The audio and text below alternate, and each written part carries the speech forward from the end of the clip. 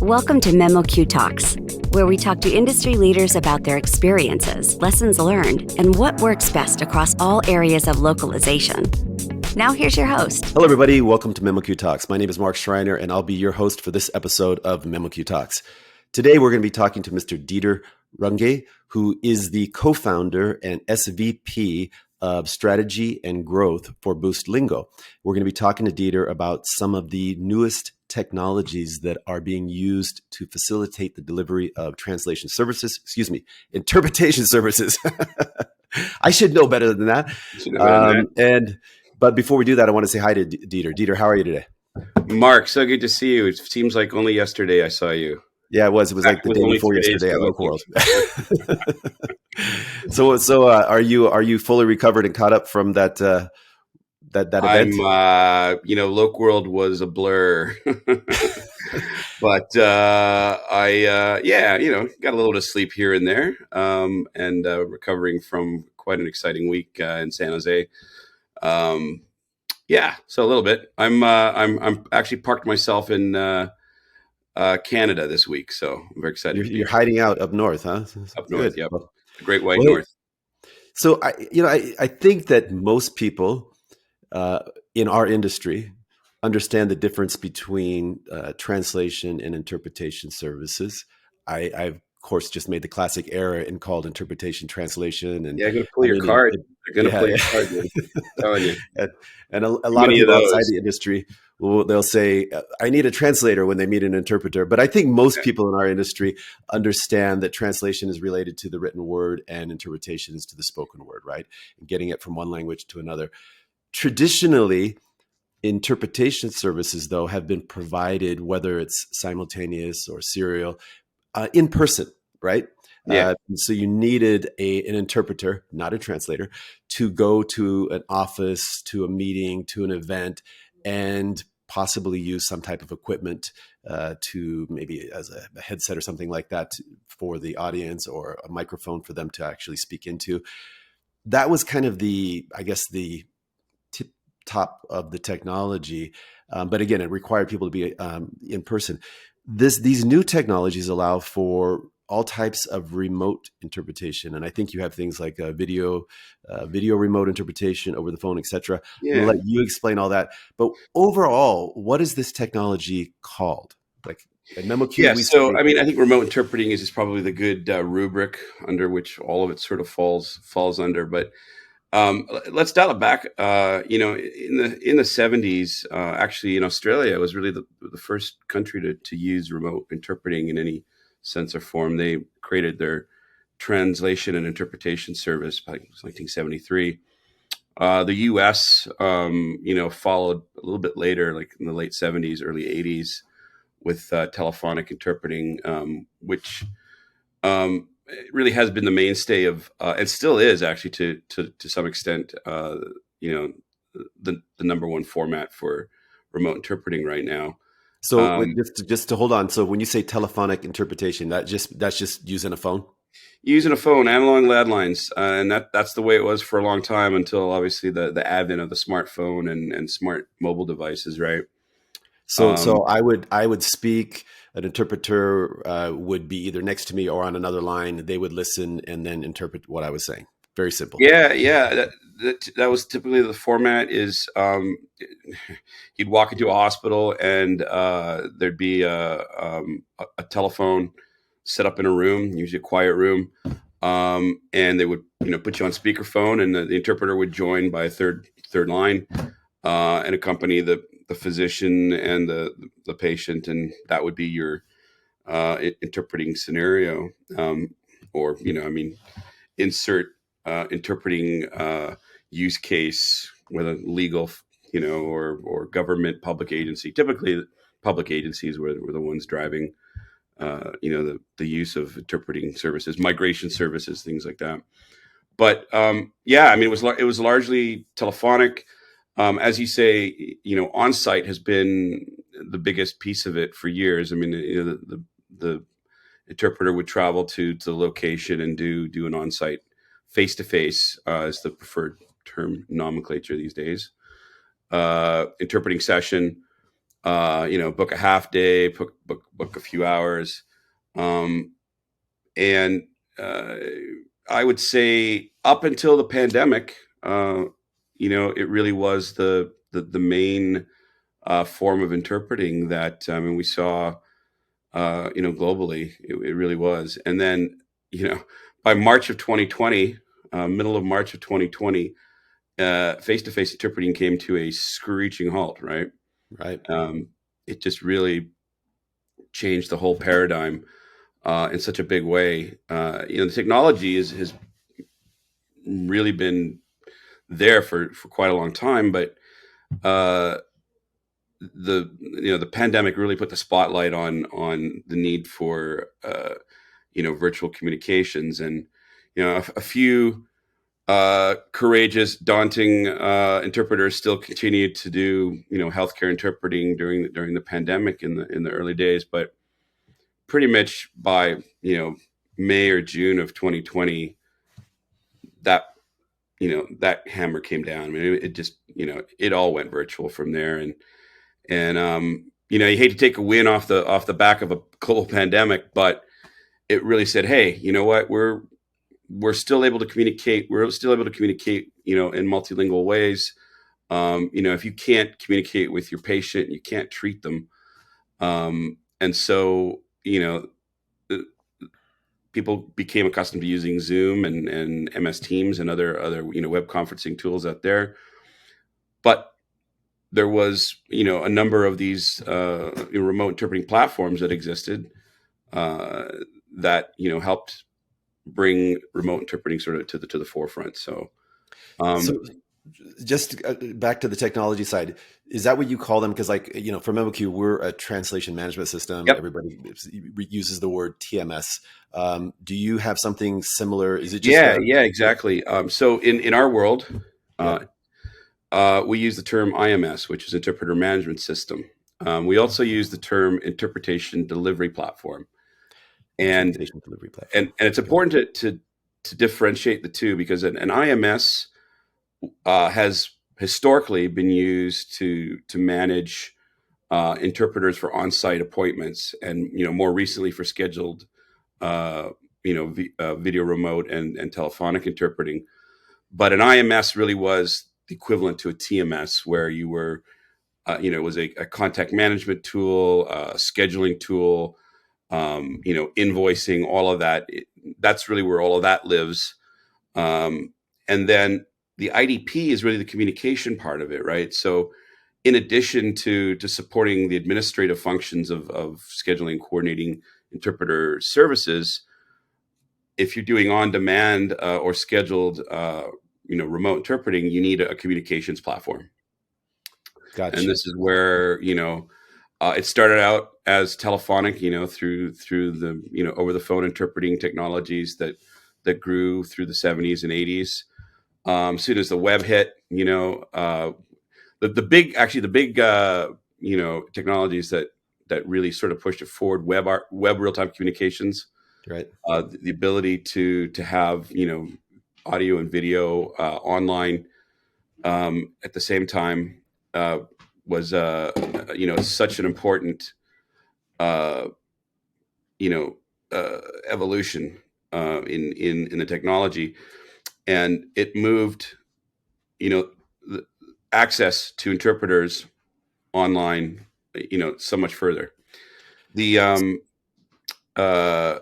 WebRTC, and then of course the cloud, right? I mean, being able to connect folks through a platform where you didn't necessarily have to download plugins and try to match browser security issues and all that stuff.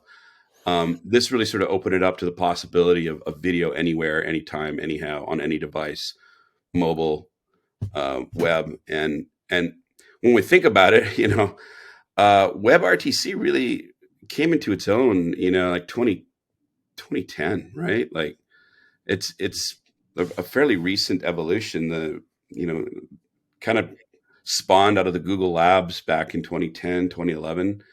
That the WebRTC consortium created that technology, and it really sort of piggybacked on a lot of the VRS and deaf and hard of hearing technologies that were used and deployed back in the day. But really, the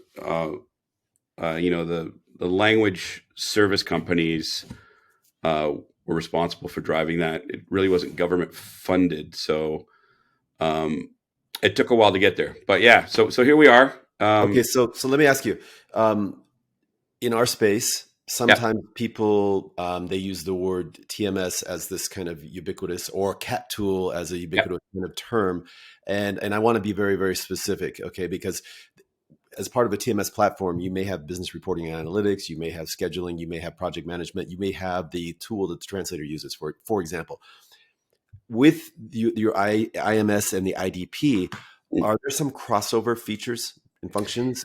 Yeah, absolutely. Like I wanted to say that not every IMS has IDP functionality. There are pure play scheduling tools out there.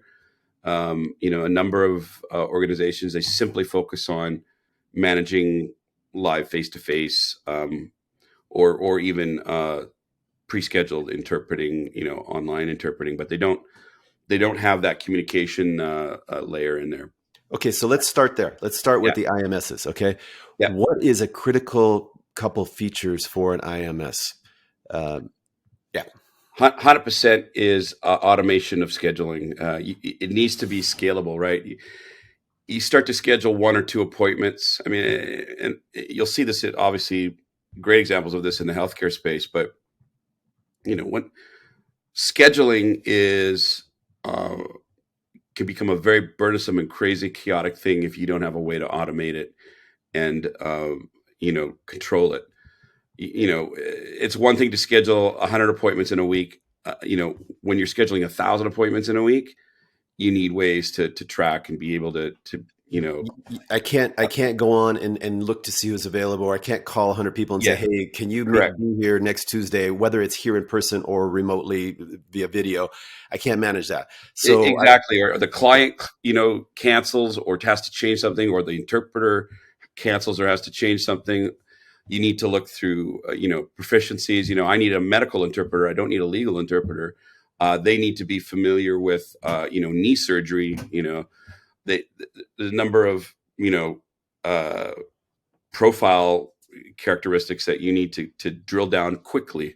Right? You don't have all day to find the perfect match. The system has to help intelligently connect you to those resources and quickly and plunk them in. There's a feature in those resources, you can see their schedules to see if they're available or not. It'll say like, hey, based upon the criteria, the time, date, language, subject matter expertise, etc. Here are your three options. Yeah. So two things to unpack there. One is if as an agency you still want to kind of largely control, where your interpreters are going. Yeah, you're going to go take a look at availability, skill set, experience, proximity to the appointment, if it's on site, if it's on demand, or if it's scheduled via ROPI, then that doesn't factor. But there's a few parameters you got to consider. But there's also auto broadcast and auto placement of interpreters, right? So it's kind of if you have all the dimensions of your interpreters sorted out, request comes in from client XYZ. I need Spanish medical interpreter 2 p.m. On Thursday. The system looks who's available, who meets the criteria, sends out a message. Can you take this job? First person to put their hand up, auto broadcast, auto confirm, gets placed into that. Of course, that largely, you need to really have vetted, interpreter resources there, but it will literally take the order, find the interpreter, place the interpreter in the event, and then, unless something changes where the interpreter can't do the job or the meeting needs to be moved or whatever, that's locked in, and you're good to go. Move on to the next appointment. Okay. And smart, intelligent IMS systems do this. That's the bread and butter, right? And Will an IMS system allow me to work with my own resources or Absolutely. prioritize my own? Or, Well, that's well, that's kind of where that's a great question. I mean, that's largely why we started Boostlingo, was that we felt that we could level the playing field a little bit, where agencies could use their own resources. For the longest time, part of the large reason why we started this company was that you had to use someone else's team, and you had to, do what they dictated, and the margins were not great, and the process was different with every single organization that had the platform.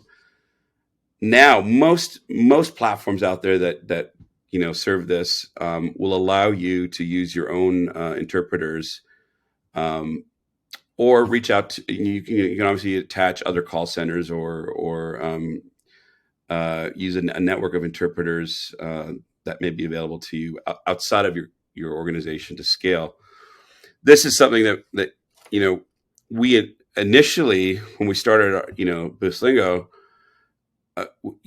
we have always wanted to maintain our status as a software company. We're not a service company, and language service companies would come to us and say, "Oh, we've got this big project coming up. Can you get us like 50 more interpreters?" And we're like, "Well, we'd like to, but how do we do that without becoming a service that's so company?" funny because that happens to us all the time. But we get inquiries, hey, can you guys do translation? We're like, no, but we have a No. bunch of our customers that do. So we can, Well, so that was a challenge, but the way that we sorted that out is we developed the infrastructure for what we call the Boostlingo Professional Interpreter Network, and this is supported by a number of reasonably well-known interpreting agencies out there that contribute to a large pool, 15,000 interpreters now globally in the network, and we we manage the technology, the infrastructure, everything, but we stand back when it comes to vetting, training, all of that stuff.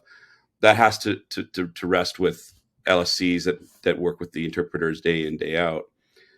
But what it allows, what that system allows is it scales beyond the call center model, right? Because at some point you can't add another body to a call center. You need to build another building and put more people in there. This allows interpreters to reside virtually anywhere in the world, provided they set up a professional location for themselves to accommodate things like HIPAA compliance and things like that, privacy, data privacy, GDPR. Allows them to be there, plug into this network. If I'm using my interpreters and I don't have a Romo interpreter available, I can turn on the network and tap this additional network to support and scale just in time.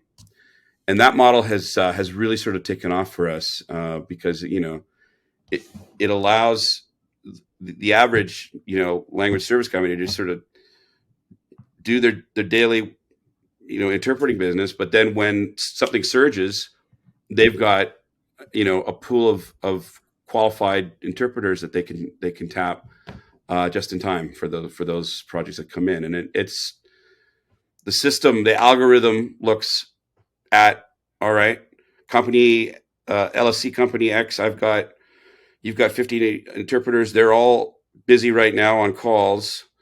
Let's roll over to the bigger pool and see who's available. So in the interpreting world, it's all about average response time now. You can't be waiting 30 minutes for an interpreter. I mean, 30 seconds feels like an eternity these days. It's just, you sit there and when you're waiting for someone to answer a call, and we all got shorter attention spans now, right? It's like sitting there on a bank call waiting for customer service to show up. And particularly in emergencies, in healthcare, or in legal and court, so you can't be waiting 30 minutes for an interpreter to show up. no. They got to be there in 10 seconds or less, and that is really the target for on demand interpreting these days. Is I use easy. I use an online language platform that allows me to dial in or dial in or just connect at any time, and there's a pool of teachers for my target language there, and I can just pick one to connect with because there shows their availability. And then because my schedule is all over the place, and if I have 20 minutes to practice, because really I just want the chance to practice, and I can and I have to keep connecting with these people all over the world that I would never have met ever. And now it's like I connect, we have 20-minute conversations. It's like, see ya, maybe, I don't know, but anyway, thank you. Now you're like Norm in Cheers, right? Hey, Mark. Right. Exactly. Yeah. In more ways than one. So, let me ask you, back to the use of both either internal or external interpreters. Is there a way, do the customers get to rate their experience? They do. Okay. Well, I mean, I think in many systems, this is the case. I know with Boostlingo it is. We give an opportunity for both the interpreter and the requester to rate their experience. From, was the interpreter, was it a good experience? Was it a professional experience? Did it, did it solve my issue? Did it complete the interpreting request? And then also from a quality of sound and video perspective too, right? I mean, right. These are new dimensions you gotta rate. And it allows agencies to, over time, take a look. If I've got an interpreter that's rating 4.6, 4.7 stars, pretty sure that's it's pretty good. Yeah. If they're dropping below that, maybe there's an issue there we need to take a look at. Same thing with quality of service, right? If I see a client constantly putting 2 stars for connectivity and fidelity of audio, there's something happening, that needs to be, rectified. We need to take a look at connectivity to that client. Maybe it is an issue with the interpreter's connection to the network.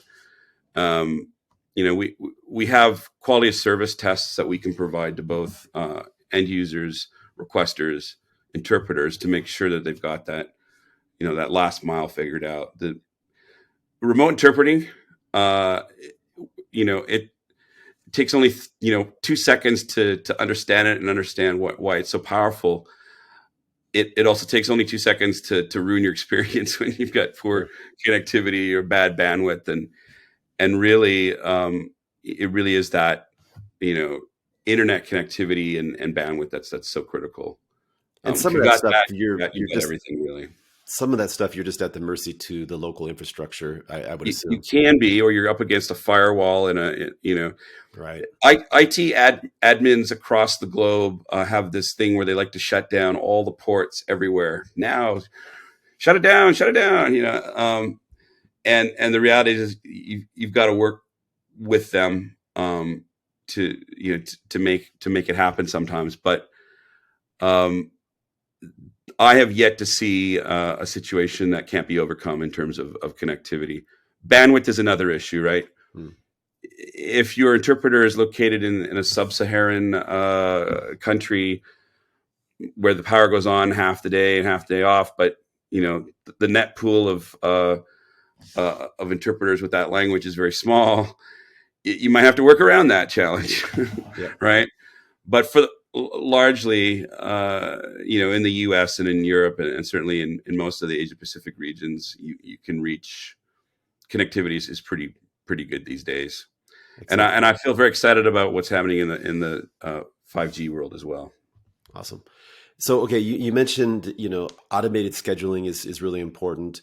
The ability to use your own resources and or the platform providers' resources or network, the ability to provide feedback both for the platform or the technology experience, but also for the actual services of the interpreter, and the interpreter can provide feedback related to the customer. What else is a must-have feature for the in IMS? Well, listen, I think it's really, if you want to consider yourself a complete IMS these days, you better have some kind of rate card / invoicing billing capabilities built in, hopefully provide integrations with some of the larger accounting packages out there. QuickBooks, something like that. Yep. QuickBooks Online, QuickBooks Desktop. There's a few other, accounting packages out there that a lot of agencies use, and you want to be able to map, because keeping track of micropayments to interpreters and stuff, that's a full-time gig if Right. you don't have the tools to manage that. Um, we offer our platform as white labelable. I think most people appreciate that, being able to bring your brand forward. Being for us, being that strata, that layer of interpreting management is we want to be the Intel inside. So Right. it's Yeah. So I mean, more basically, you have and I don't want to talk too much just about Boostlingo. I really want to yeah talk about the technology in general, but the platform as you've developed it would allow somebody like a service provider who's been doing things kind of the manual way to say, we can automate this and we can scale and we can do absolutely. yeah. I mean, at the end of the day, nobody cares that it's Boostlingo under the hood, right? Yeah. As long as the experience is seamless, painless, and accommodates the business problem or business need right there, right? It's really important that all the main business functions are there. I mean, I think a good IMS should have reporting capabilities. You want to take a look at what is actually going on in your business. It should have solid account, client, interpreter management, like vendor management tools in there, and customer management tools in there. It needs to have the ability to. I think integration is another thing which we haven't even touched on, but I do have this dream where eventually IMS systems and TMS systems combine in the same workflow at some point. I think if you're a project manager at a language service company and you've got to pivot from your translation localization world into your interpreting world, wouldn't it be great if you didn't have to exit out of the environment altogether, and some of that data could be used together, because some of it's the same You stuff. might have some customers that are requesting both translation and interpretation services. So why duplicate all that customer billing information, et Absolutely. cetera? Yeah. Absolutely. So you technology developers out there, this is the new wave. Hey, so let's jump tracks and go over now to the IDP Yep. platforms and talk about some of the must-haves for them and what type of services that they enable. Yeah, absolutely. Number one is an IDP system has to be device agnostic. You've got to be able to accommodate mobile and browsers, both, and both delivery systems.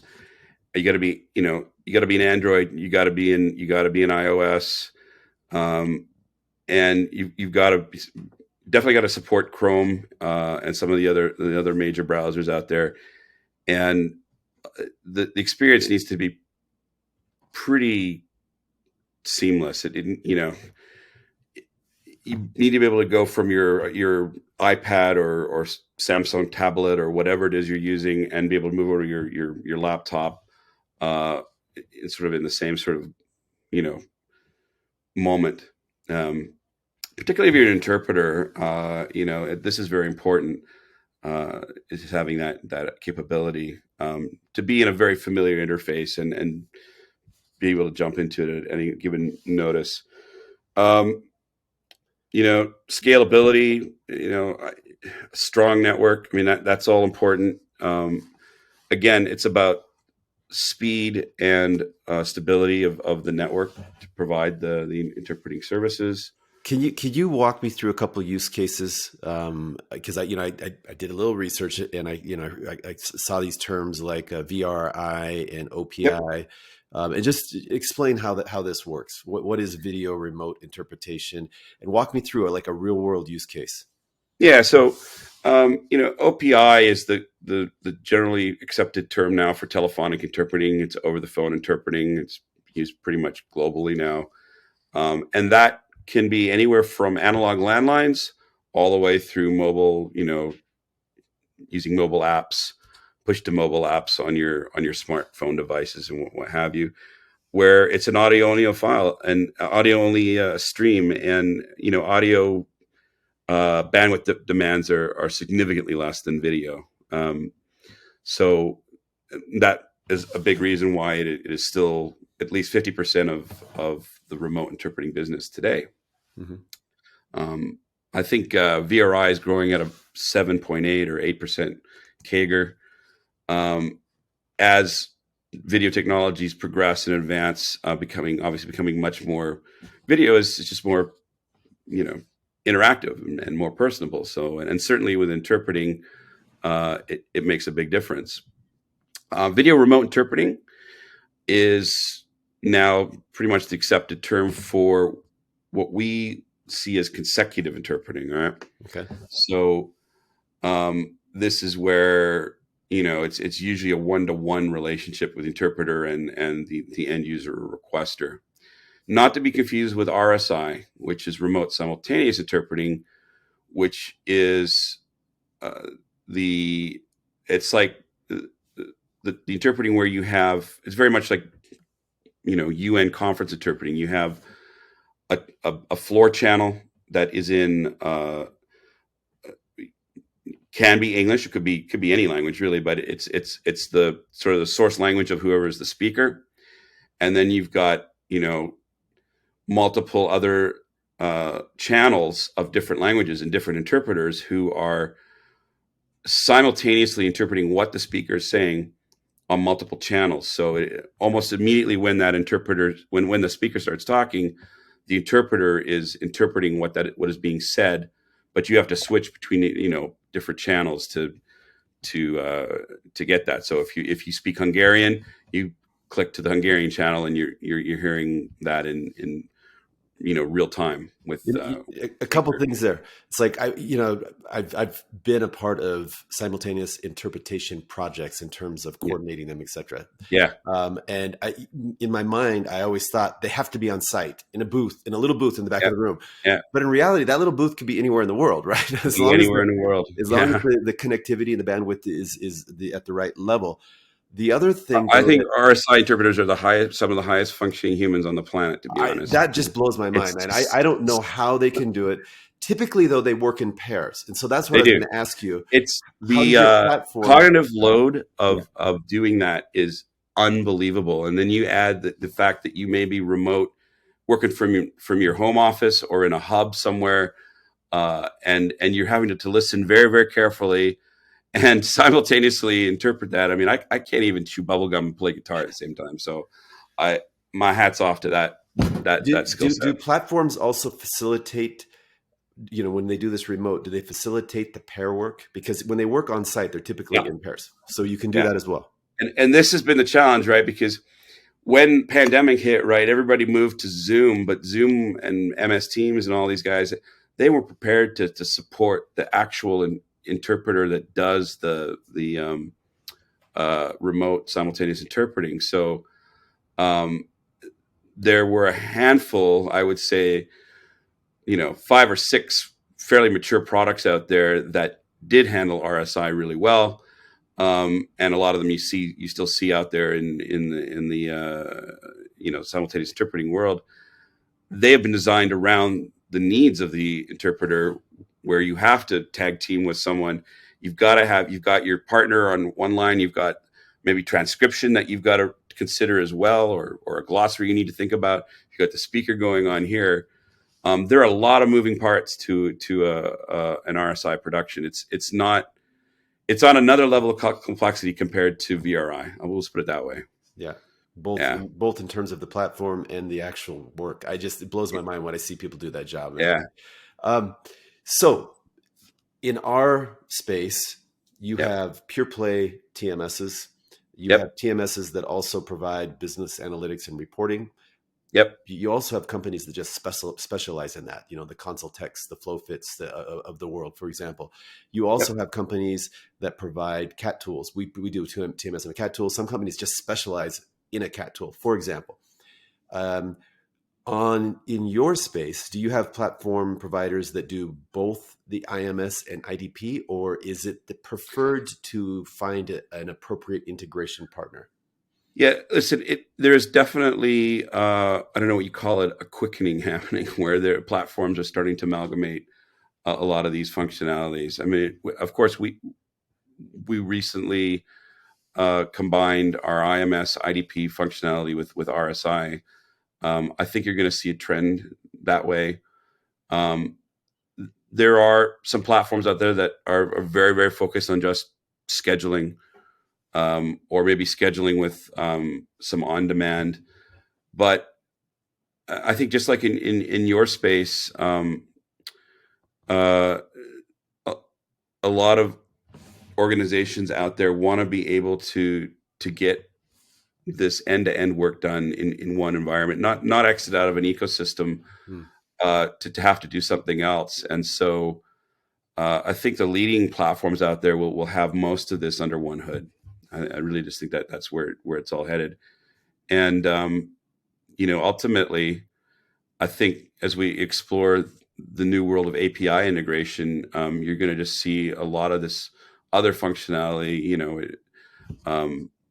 integrating with, finance, programs like Stripe, integrating with other web conferencing tools. We built a product for the Zoom marketplace and for WebEx. I see other companies doing this as well. People want to have that ability to just sort of pivot quickly into what I need to get done as quickly as possible, and try to make it as, one button, two button, possible as you can. So It's amazing how our tolerance for any delay at all has just evaporated to nothing. And yes, I mean, you could be a million different examples, but it used to be, and if I wasn't at home, I'd have to find something called a payphone, and I have to get quarters to put in the payphone. And now I got this, man. It's like everywhere I go, and it does more than just call. In fact, I barely use it for calling anymore. My son saw a payphone booth the other day and was completely vexed by that, by the whole experience. He's like, "What is that? Right. What are you doing there?" I said, box. "That's what Dad talk changes to into people. his Superman uniform." That's it. That's all it does. That's funny. Hey, in our space, things like ISO 27001, 9001, Yeah. Possibly, definitely GDPR if you have any customers or employees that are EU citizens. What are the important, I guess, regulatory bodies or certifications in your space? Yeah, that's a big one, right? And compliance. I'll say this right now for any LSCs listening out there: regulatory compliance is going to be super important in your immediate future. Nobody It is. smiles. Nobody smiles when they say compliance. Compliance. Yeah. Listen, I think it's an opportunity. It can be a hard slog sometimes to get there, but at the end of the day, it is a serious value add to your end users and customers out there. And it's getting crazier and crazier. Some of the stories I hear about some of the phishing and oh my gosh, we could go off topic there for hours, couldn't we? Well, the thing is because your platform, and I'm assuming other platforms, plug in the translator data. You have your own translators posted to others. I mean, all that information, in addition to the customer data, in addition, maybe, I don't know if you capture patient data, but yeah, it's a lot of hot potatoes. Not a lot. I mean, it's very minimal, and so there's a couple of things we need to look at. Data sovereignty is a big one.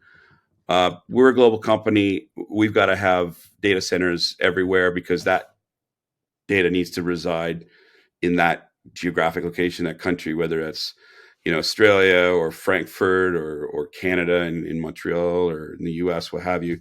It's got to stay in that geographic zone.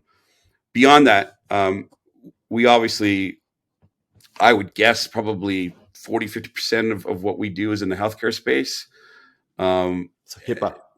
Yeah, HIPAA is the word. And if you're not HIPAA compliant, you've got a problem. You've really got to adhere to it. The great thing about HIPAA, though, is that it maps to a lot of other healthcare privacy regulation globally. In fact, HIPAA is so mature and has grown so much that when you map it over, like, for example, PIPEDA in Canada or across the Privacy Act, Healthcare Privacy Acts in Australia or New Zealand, it's actually stronger and more well thought out than some of these other things. So if you're HIPAA compliant, with small tweaking, you're probably okay in a lot of other countries. And certainly there's some countries where they haven't even, really tackled it yet. GDPR, if you're going to, work with the, your European Union and you're not focused on GDPR, you need to get stepping today. It's critical. SOC 2, I think that's a really important one. ISO 27001. Yeah. Data Also, protection. Basically, it's best practices related to data protection in your company. Yeah. Yeah. These are the ones that I would put out there as critical for the upwardly mobile language technology and service company out there. Beyond that, of course, I mean, there's a lot of other things that are important. If you're working in the government space in the U.S., FedRAMP, there's a lot of things that you could be focused on, but at a minimum, healthcare, privacy, data security.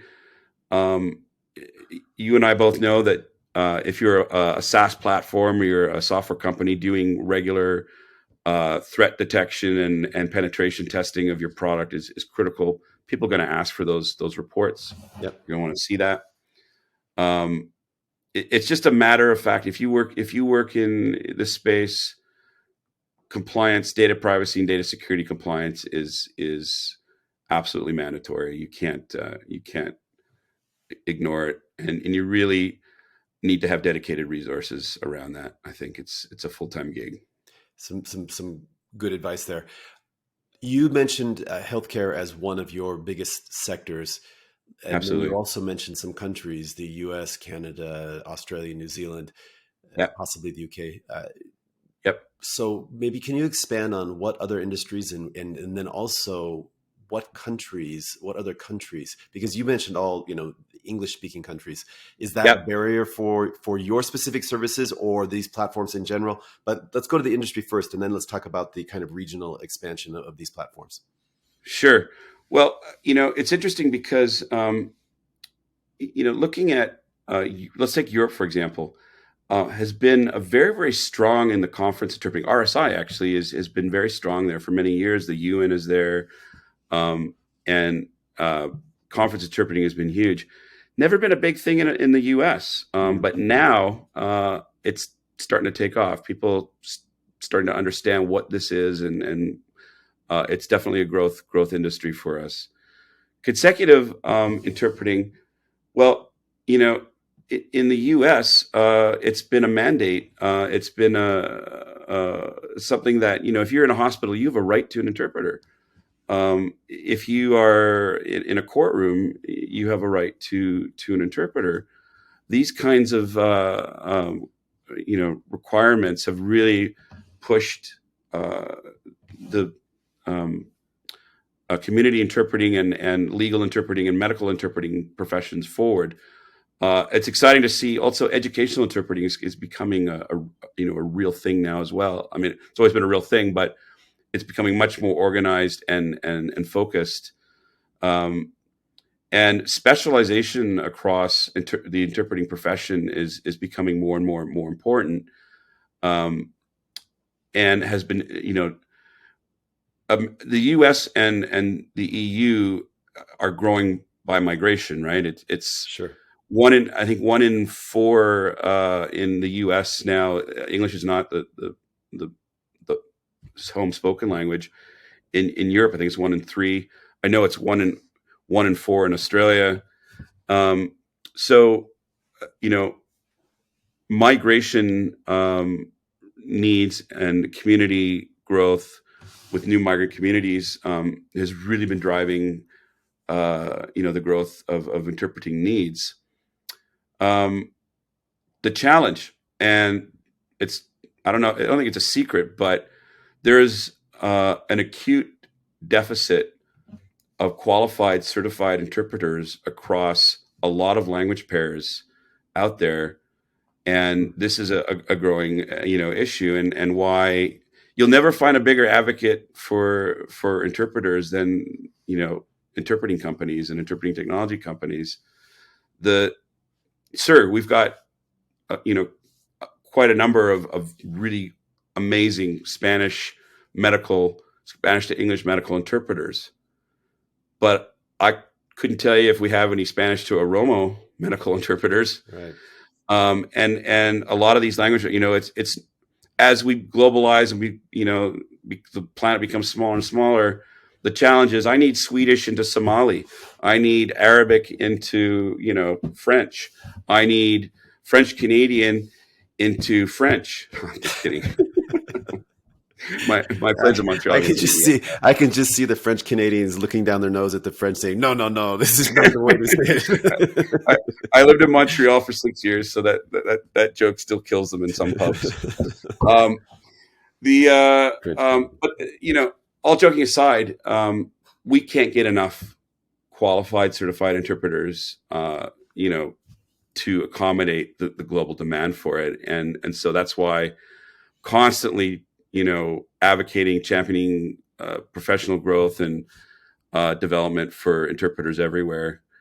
Well, that brings a good question. Suppose somebody wanted to be a professional interpreter.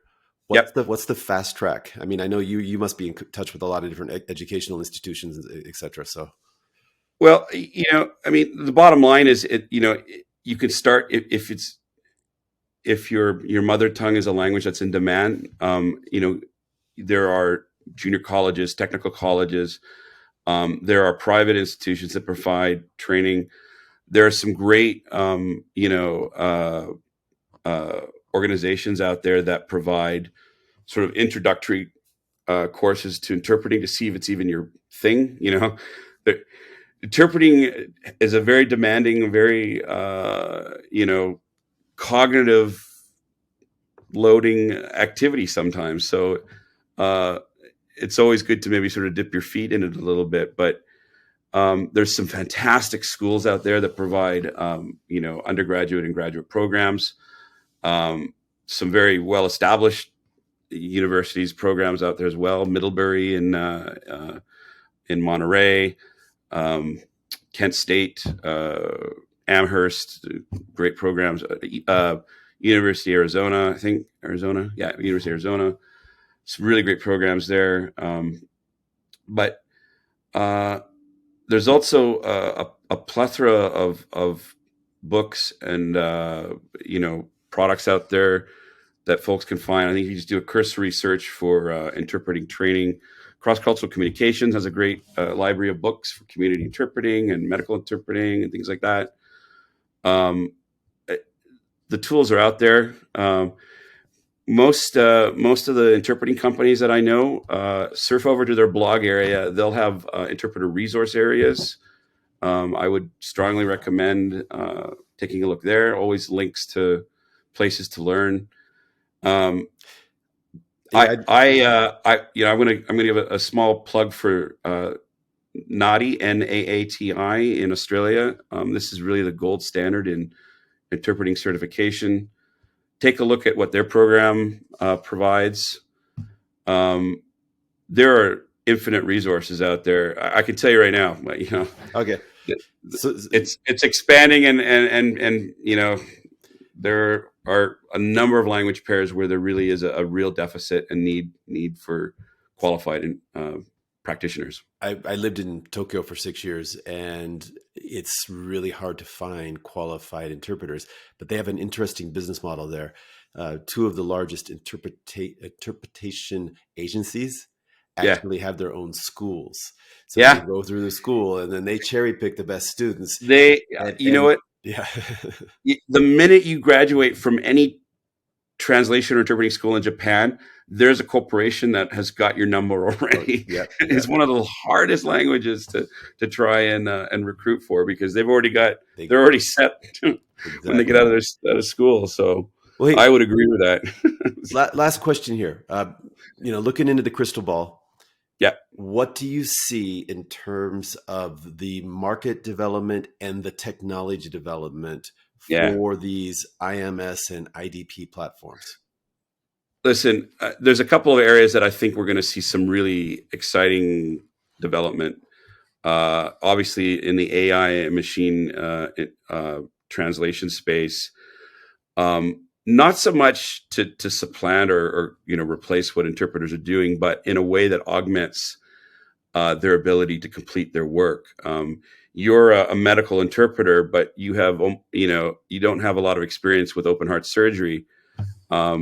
You can access an AI supported or glossary of heart surgery lexicon, what have you. I see new ways of experiencing advances in video and holographic delivery of video over the net, where for example, for ASL sign language, you've got to have really good quality video, and you can't have any kind of laggy or artifacting in the video. As bandwidth opens up and gets faster, 5G networks are getting better. The minute that you miss a hand movement or sign, you start to lose the communication. So quality in the imaging, I think that's going to be a real big focus. Again, the machine interpreting speed, I think it will help speed things up a little bit. Some of the off the cuff, you'll be able to get. I wouldn't rely on it for mission critical or business sensitive things, but for very simple rudimentary interpreting needs, I think machine interpreting will start to become more prevalent. We're going to see. I think we're going to see a lot more integration in these platforms, much like in the translation world. You guys are going to find new areas that you need to plug into, and I think there's going to be a much stronger integrated universe between your interpreting management system and your translation management system and your accounting systems and your customer relations systems. Like all of these things are going to start to communicate a lot more closely. We're already seeing this happen now, and I think it's only going to get better. So I'm excited about it. I mean, it's just pretty exciting stuff. You mentioned the hologram thing, and I could imagine like a virtual reality type scenario as well, where you put on the headsets and absolutely it feels like you're in the same room together, right? I mean, that's going to metaverse communications. Although we had some layoffs this week, but only 11,000. It's coming back. It's coming back. Yeah, that's going to spawn a whole wave of new innovation. Trust me. Yeah, those people in that space, go out of their home and say, "Hey, I got an idea. Let's do this. Let's run with it." Exactly. Yeah. Augmented reality, nice meta job, and yeah. Nope. So hey, man, Dieter, I've really enjoyed this conversation. I've learned a lot, and it's a really cool space and industry that you're in. Obviously, you guys are doing well, and you're covering a lot of the bases there. Would just like to wish you and the rest of the Boostlingo team a great finish to 2022 here, man. Absolutely, and as well to you, memoQ. Good to see all you guys at the Local World event this year. It was great, and it was great to see you again as well, Mark. And we'll talk to you soon. Cheers, man. Bye. Thank you for joining memoQ Talks, where we talked with industry leaders about their experiences and lessons learned to gain new insights about what works best across all areas of localization. Join us next time on memoQ Talks.